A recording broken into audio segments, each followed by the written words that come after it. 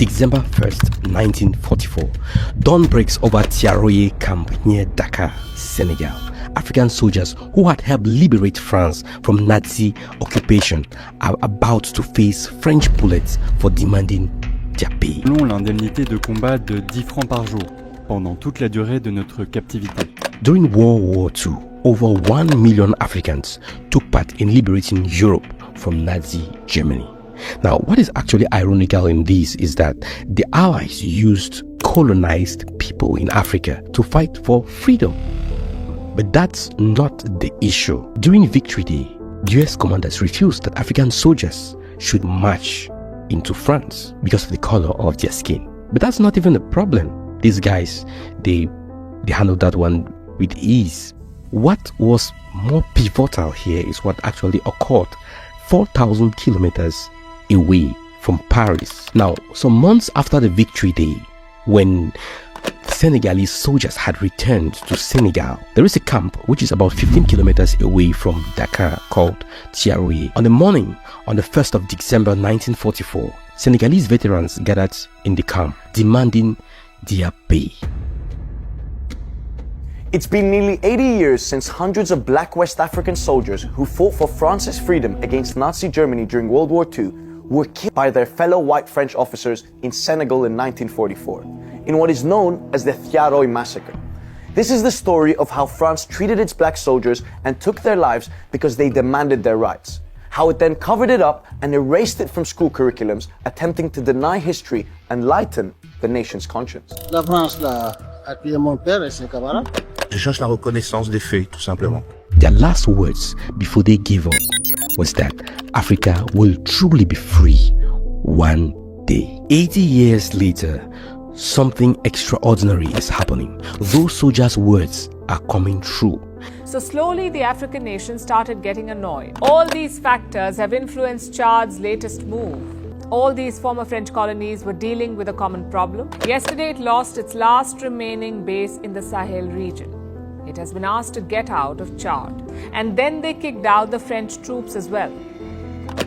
What if I told you that the ghosts of Thiaroye are finally getting their revenge? In the past few months, African nations have done something their former colonial masters never thought possible. But before I reveal to you how this soldier's prophecy is unfolding, let me introduce you to someone who has waited for 80 years for this statement. Meet 86-year-old Biram Senghor. Every week he comes to this military cemetery in Thiaroye, bowing before different graves. One of them belongs to his father, Mbap Senghor, but he doesn't know which one. I've been fighting to get answers over 80 years, he says. For decades, France claimed that it was a minute incident and that only 35 people were unalived in Thiaroye. I don't want to use this other word because the algorithm doesn't like it. Then later they said 70. The real number? Historians now believe up to 400 African heroes were gone on that day. But then what France didn't realize was that each bullet they fired that day planted a seed that would take 80 years to grow. Before they were unalived, Thiaroye soldiers made 3 predictions. The first, one day, Africa will make full accountability. The second, future generations will question everything. The third, Africa will regain its sovereignty. How does it feel to watch these words come true in real time?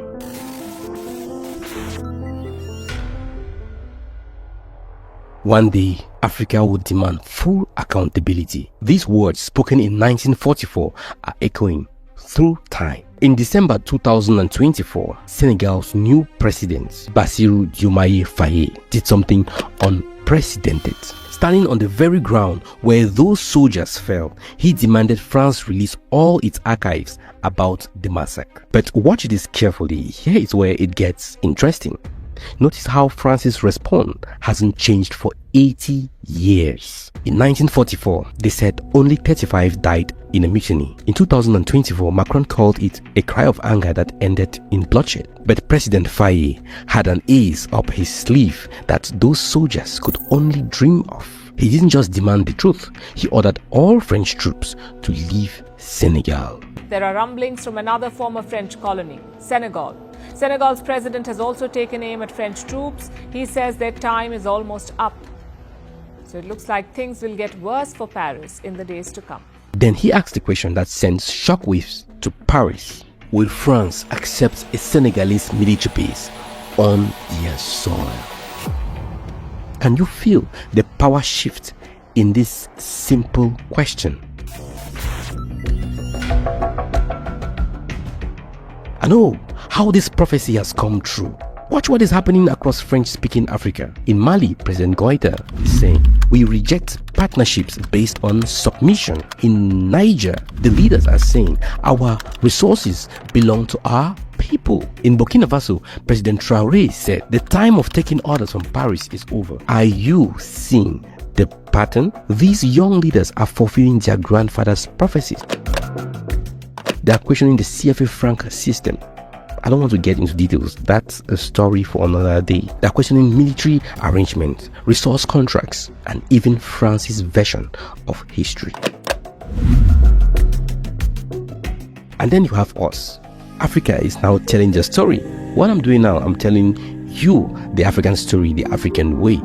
At first, everything was just handed down to us.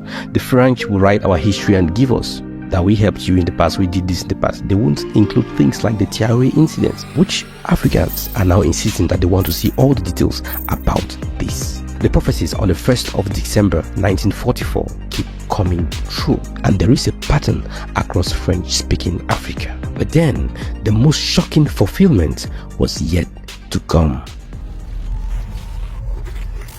When Chad, France's most loyal ally for 60 years, suddenly demanded French troops to leave in March 2024, Paris couldn't believe it. Watch this domino effect. 2022, Mali. 2023, Burkina Faso and Niger. In 2024, Senegal, Chad. What actually happens when a prophecy gains unstoppable momentum? These nations aren't just acting individually, they are uniting. Take for example, Niger, Burkina Faso and Chad. They are poised to form a single country and has already merged their militaries. Now this is going beyond the independence period where Africans were divided with lines on the map. Now some argue that removing the French military would destabilize these countries, and they point to terrorist attacks. But what they are not telling you is the pace of economic growth that these countries are having after France left. Look at the numbers. Now, during France's stay in Niger, when France was controlling everything, France bought a kilogram of uranium, which is Niger's main natural resource, at 0.8 euros per kilogram. But when the military coup leaders came, they increased the price of uranium in Niger to 200 euros per kilogram, which is the price on the international market, which is the price that France used to buy uranium from other countries. Like an example is Canada. So at the same time that France was buying from Niger, it also bought from Canada at 200 euros per kilogram. So would you prefer a leader that is democratically elected and controlled by your former colonial power, or a military leader that protects your raw material and gives you the true value of your natural resources and carry out developmental projects that have never been seen before? Look at President Traoré in Burkina Faso. What he has done in just 2 years surpasses what some African presidents have done for more than 20 years in power. What will you say of this kind of president? The prophecy of the 1st of December in 1944 by the fallen soldiers of Thiaroye is coming true. So again, I ask the question, what happens when a prophecy gains unstoppable momentum? Remember our friend Biram. Here's what he said watching French troops leave these countries. My father and his comrades knew this day would come. They saw it even as they faced French bullets.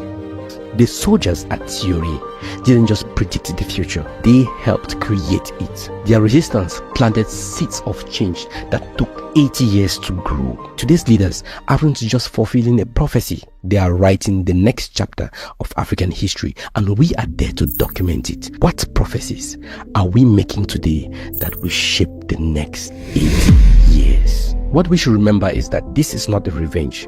It's about restoration of dignity, of our resources, of truth, and of power. And if you think this story is over, just last week, Gabon announced a review of all military arrangements with France. The Republic of Congo is questioning its defense pacts. Côte d'Ivoire's youth are demanding similar changes. Cameroon is debating its French military presence.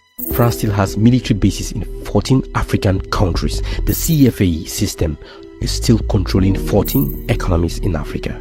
Preferential access to natural resources is still accorded to France. France still has cultural and educational influences over French African countries. How many more prophecies will come true in 2025? The soldiers of Tiaroye made one final prediction that is still waiting to be fulfilled.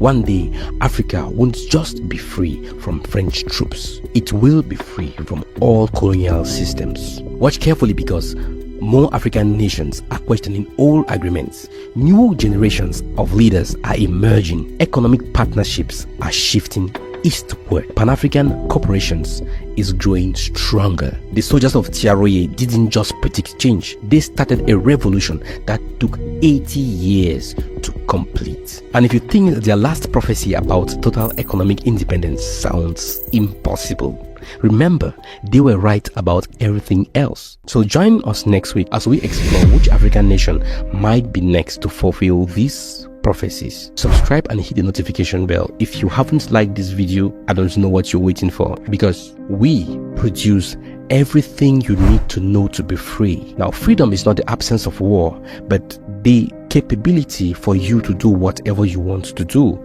Freedom involves financial freedom. It involves mental freedom. It involves lots of things. And when we talk about financial freedom, on this channel we produce videos on business, investment, in fact, everything that brings you money, small manufacturing and all that. Reports says that the number of millionaires in Africa is going to grow by 47% in the next 10 years.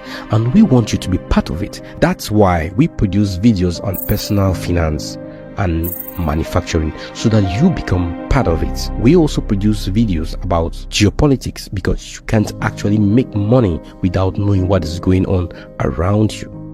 See you in my next video. I'm Asamoah Luis, and you are watching Africa Today.